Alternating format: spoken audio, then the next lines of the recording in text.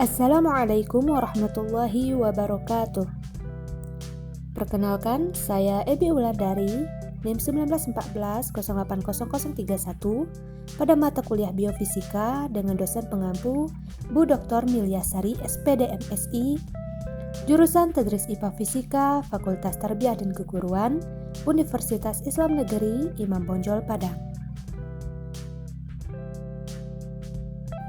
Pada video kali ini, kita akan membahas mengenai biomekanika.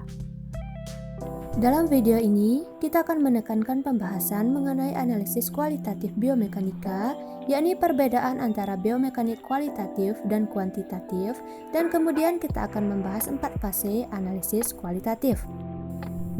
Nah, apa yang dimaksud dengan analisis kualitatif gerakan manusia?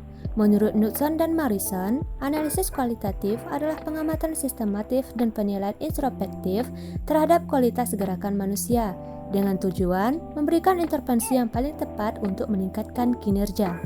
Ini merupakan definisi yang berbelit-belit karena kita akan memecahnya menggunakan pengamatan visual untuk membantu meningkatkan kinerja melalui latihan atau pembinaan. Analisis kualitatif gerakan manusia melibatkan pendekatan interdisipliner yang mencakup biomekanika perkembangan motorik, kontrol motorik, pembelajaran motorik, dan psikologi. Ada banyak bidang penelitian yang terlibat dalam perhatian persepsi dan pengambilan keputusan yang terlibat dalam analisis ini. Persepsi adalah memperoleh kesadaran atau pemahaman informasi sensorik dimulai dari perspektif yang berbeda. Contohnya, pengalaman Anda sebelumnya dapat mempengaruhi cara Anda memahami pembahasan ini.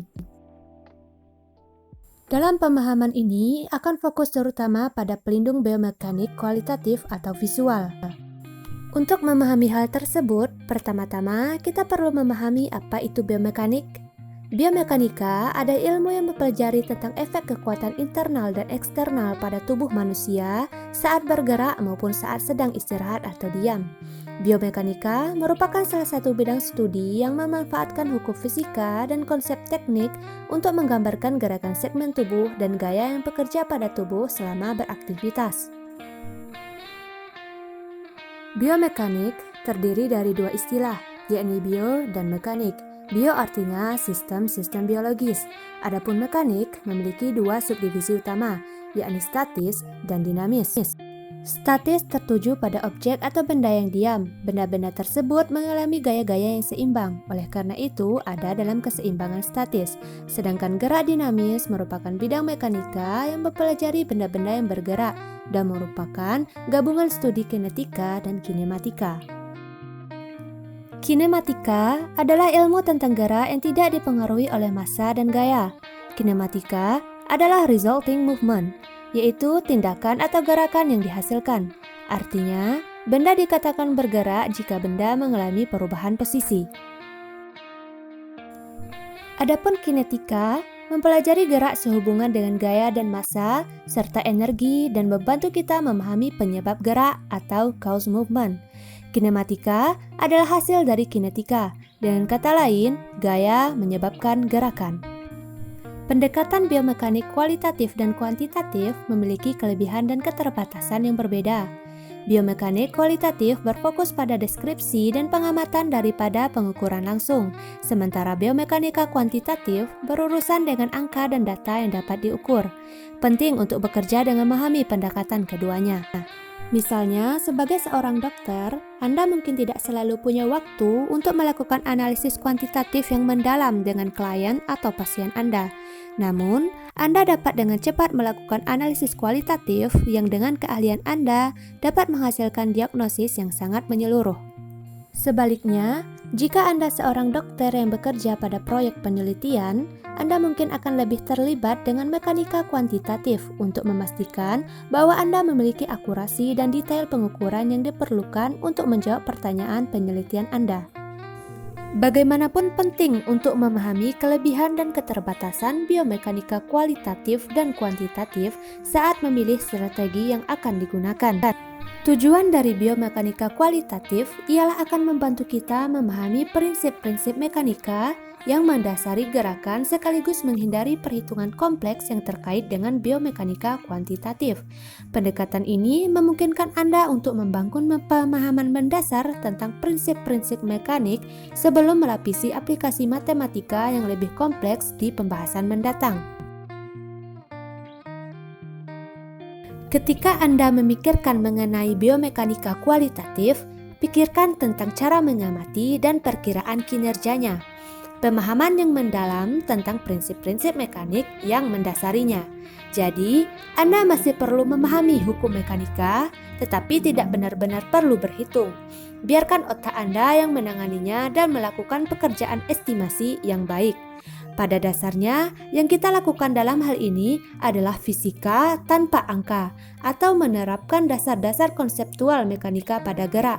Kita akan menggunakan pengetahuan ini untuk menganalisis secara kualitatif gerakan manusia yang berkaitan dengan kinerja olahraga. Selanjutnya, aplikasi biomekanika. Terdapat banyak aplikasi biomekanika kualitatif, di antaranya dalam bidang biomekanika kerja atau industri. Digunakan untuk meningkatkan produktivitas, mengurangi tingkat cedera, dan menemukan metode penyelesaian tugas yang tidak membuat stres. Ini adalah bidang studi yang disebut ergonomi.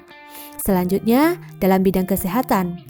Biomekanika menggunakan rehabilitasi klinis untuk meningkatkan jangkauan aktivitas pasien, menentukan berbagai latihan yang dapat membantu pemulihan, serta menilai hasil rehabilitasi. Dalam bidang olahraga, digunakan sebagai peningkatan kinerja baru dan mengurangi risiko cedera, membantu atlet mempelajari keterampilan baru atau memperkuat keterampilan-keterampilan yang telah dimiliki sebelumnya. Jika ada pertanyaan yang melibatkan observasi, kita bisa menerapkan metode kualitatif. Menggunakan biomekanika yang salah, langkah pertama adalah memvisualisasi data yang dimiliki. Dari visualisasi ini, Anda membuat penilaian tentang data dan dapat membuat kesimpulan sederhana sebelum analisis lebih lanjut. Dan akhirnya, Anda juga dapat menggunakan metode kuantitatif. Biomekanika kualitatif yang sering digunakan dalam mendesain pertanyaan penelitian serta visualisasi data setelah analisis kuantitatif. Sekarang, mari kita lihat apa-apa saja yang terlibat dalam analisis kualitatif. Ada 4 langkah yang terlibat dalam analisis kualitatif. Yang pertama adalah preparation atau persiapan, yaitu persiapan yang Anda butuhkan untuk memastikan bahwa Anda memahami semua informasi latar belakang yang diperlukan terkait dengan analisis ini. Pada tahap persiapan, Anda akan mengembangkan kerangka teoritis tentang teknik yang paling efektif yang dapat dilakukan dengan mengamati atlet, ahli, atau profesional atau dalam beberapa kasus dengan meninjau literatur dan sumber daya pembinaan yang ada. Ini termasuk mengidentifikasi kecepatan gerakan ekstremitas, posisi tubuh tertentu, dan urutan keterampilan. Bahkan perlu menginterpretasikan tujuan utama secara mekanis. Mendapatkan skala yang mungkin merupakan transisi penting yang memerlukan gerakan khusus dalam pengaturan waktu. Anda juga ingin mengembangkan analisis anatomi kualitatif dari posisi dan tindakan setiap segmen garis selama fase penting keterampilan. Langkah selanjutnya adalah observasi, yaitu dengan kembali menyaksikan atlet mengeksekusi skill, Anda dapat menggunakan video atau jika perlu dengan menonton pertunjukan. Selama fase observasi, Anda akan melakukan analisis biomekanika kualitatif. Penting untuk berkonsultasi dengan kerangka teoritis yang Anda miliki untuk membantu fokus dalam mengidentifikasi kesalahan dalam kinerja. Atur pengamatan visual Anda dengan benar. Jika Anda akan gerakan dengan menggunakan kamera, pastikan Anda menempatkan kamera tersebut di lokasi yang tepat guna merekam keseluruhan pertunjukan. Ingatlah bahwa Anda mungkin perlu mempertimbangkan untuk menempatkan beberapa kamera di lokasi yang berbeda untuk menangkap keterampilan yang detail serta memberikan perspektif tambahan untuk analisis. Langkah ketiga adalah evaluasi. Evaluasi digunakan untuk diagnosis. Pada tahap ini, Anda akan membuat penilaian berdasarkan pengamatan Anda. Kemudian, menggunakan informasi yang dikumpulkan selama pengamatan dan mengidentifikasi kesalahan atau perbaikan potensial berdasarkan kerangka teoritik yang telah ditentukan sebelumnya. Langkah yang terakhir adalah fase instruksi atau intervensi. Ini adalah fase di mana Anda memberikan umpan balik yang ditargetkan secara spesifik kepada para atlet. Ini merupakan hal penting untuk mempertimbangkan tingkat perkembangan para atlet. Apakah mereka berada di level atas, menengah, ataukah pemula? Dan Anda harus memberikan instruksi dan umpan balik pada tingkat yang sesuai untuk atlet. Instruksi untuk memahami bagaimana dan mengapa perubahan tersebut akan membuat perbedaan setelah memberikan saran untuk meningkatkan kinerja. Anda harus mengamati kinerja tersebut secara berulang kali. Selalulah mulai dengan perubahan yang paling mudah diterapkan dan memiliki potensi terbaik untuk meningkatkan keterampilannya.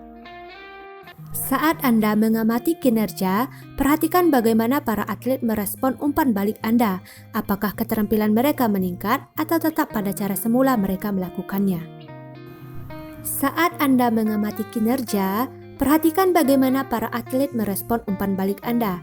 Apakah keterampilan mereka meningkat atau tetap pada cara semula mereka melakukannya? Untuk beberapa atlet yang keterampilannya tidak meningkat, mungkin Anda perlu mengubah metode pengajaran Anda untuk membantu mereka meningkatkan keterampilan mereka. Saat mereka terus meningkat, menambah koneksi baru dan bekerja untuk menyempurnakan kinerja mereka. Selanjutnya, pada fase lepas landas. Pada fase lepas landas, mereka mengayunkan tangan mereka ke belakang. Pikirkan mengapa udara yang mengayunkan lengan Anda ke belakang dapat mempengaruhi kecepatan saat lepas landas. Karena seharusnya koneksi yang cukup mudah untuk membuat mereka mengayunkan tangan ke depan. Ini merupakan hal penting untuk kembali dan memeriksa umpan balik Anda terbantu dan bekerja untuk meningkatkan kinerja. Pertimbangkan banyak waktu yang Anda habiskan untuk mengoreksi. Ini adalah bagian terpenting dalam peningkatan kinerja. Terutama berlaku untuk atlet muda yang ketertarikannya harus menjadi fokus utama, dan sebagian besar keterampilan akan meningkat dan akan datang seiring bertambahnya usia dan juga pengalaman. Selanjutnya, integrasi nilai-nilai Islam, yaitu mengenai prinsip biomekanika dalam gerakan sholat.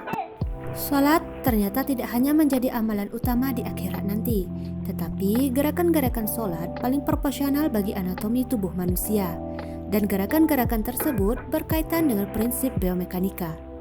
Bahkan dari sudut medis, sholat adalah gudang obat dari berbagai jenis penyakit.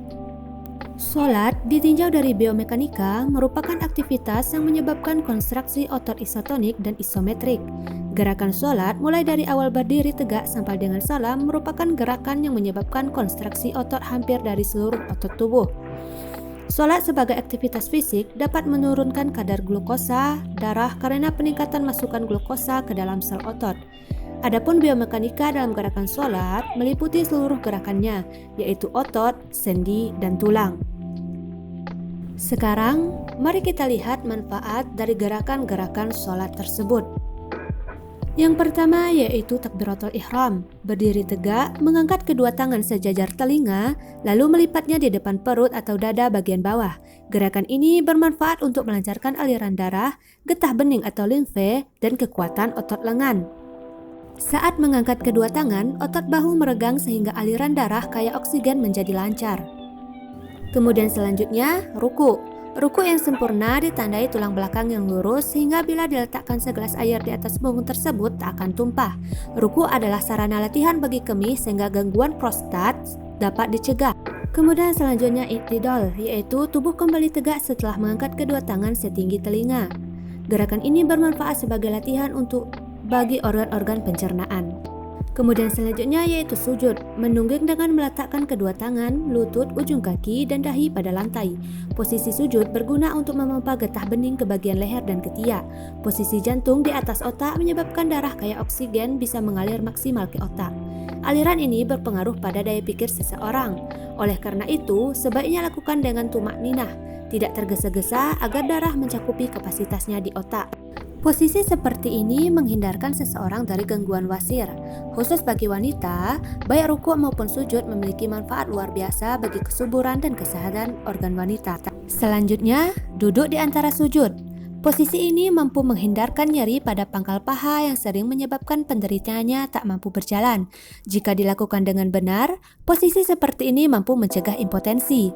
Variasi posisi telapak kaki pada intisok, rosi, dan tawarruk menyebabkan seluruh otot tungkai turut meregang dan kemudian rileks kembali. Gerak dan tekanan harmonis inilah yang menjaga kelenturan dan kekuatan organ-organ gerak kita. Kemudian salam, gerakan memutar kepala ke kanan dan ke kiri secara maksimal.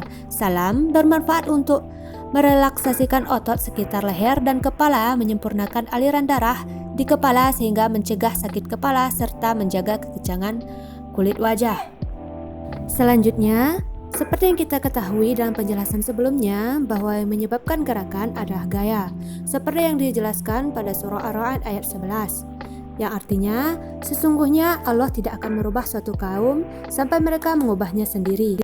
Maksudnya, Allah Maha Kuasa dapat merubah nasib semua orang dan semua kaum. Akan tetapi, hidup ini realistis. Benda tidak akan bergerak jika tidak dikenai gaya.